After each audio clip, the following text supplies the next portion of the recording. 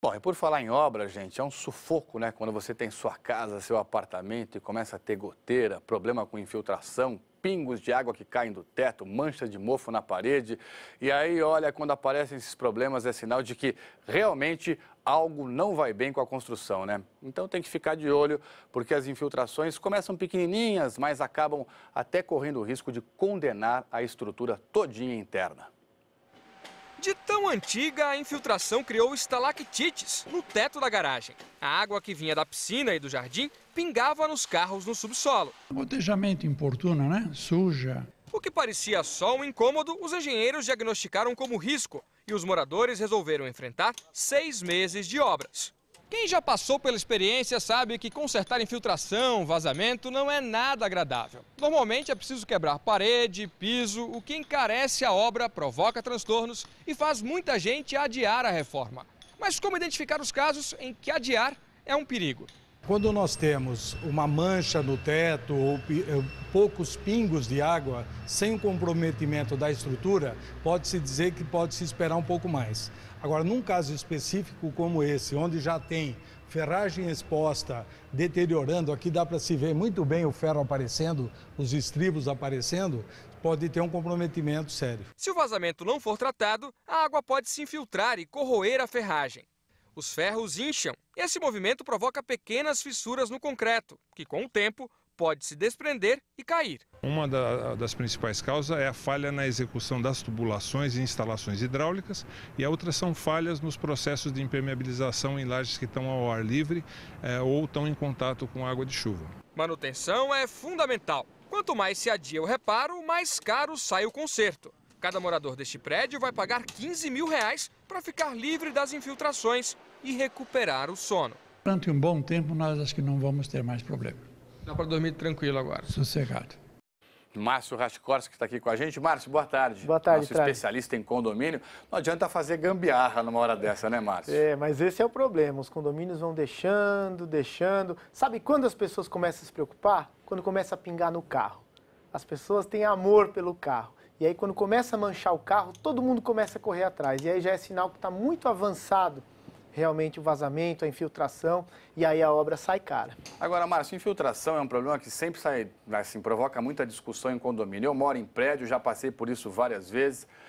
Tem que ter assembleia, todo mundo tem que votar, a maioria que votar decidindo pelo conserto se paga. Como é que funciona isso na prática? Bom, quando está no começo ainda, dá tempo de planejar, quem sabe fazer uma obra bem parceladinha e não dói muito no bolso das pessoas. Mas quando o vazamento está muito grande, a infiltração já está grave, aí o síndico tem que correr, fazer um plano emergencial, faz uma assembleia e não tem como não aprovar. Precisa aprovar e todo mundo paga. E se as pessoas não aprovam, o síndico pode, por conta dele, contratar a obra e mandar a conta para os moradores. E quem se recusar a pagar, Márcio? Porque fala assim, eu acho muito caro, porque as pessoas sempre reclamam do preço e esquecem da questão da segurança do prédio, né? Quem se recusar a pagar, o síndico vai entrar com uma ação na justiça para cobrar essa dívida. Não dá para se recusar, mesmo porque normalmente é uma questão de segurança. Não dá para brincar com infiltração, né, gente? Olha, a gente tem perguntas relacionadas a essa questão, Márcio. Uma delas, olha... O Márcio, né, seu xará de São Paulo, pergunta: o muro que divide o meu condomínio com o terreno vizinho caiu. Quem é que paga pelo prejuízo? Porque eles moram ao lado de uma construção, tem uma obra ali.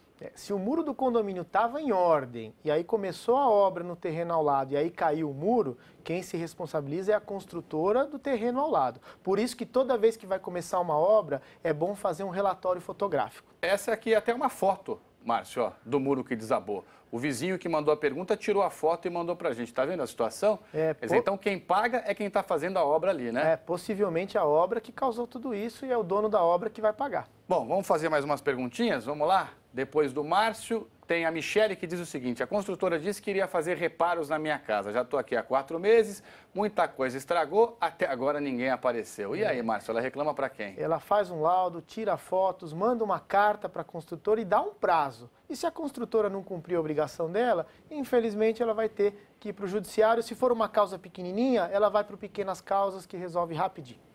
Mais uma perguntinha, Márcio. A Roseli diz o seguinte: o muro do meu prédio só tem buraco. E aí tem uma escola do lado e ela desconfia, né, que foram os alunos, né, depredação, vandalismo, enfim. Quem é que paga pelo conserto? Bom, o ideal é chamar o diretor da escola, conversar e chegar num acordo. Quem sabe cada um pagar metade. Se não tem acordo, ela conserta o muro do prédio dela por questão de segurança e depois manda a conta para a escola e tenta receber amigavelmente. Tomara, né, Márcio, que dê certo, né? Porque as pessoas adoram brigar, uma empurra para a outra e ninguém quer saber de pagar a conta. E Tralha, as questões de vazamento, de infiltração, se você demora para resolver e vai para a briga, lá na frente a conta fica muito mais alta. Então é bom resolver logo.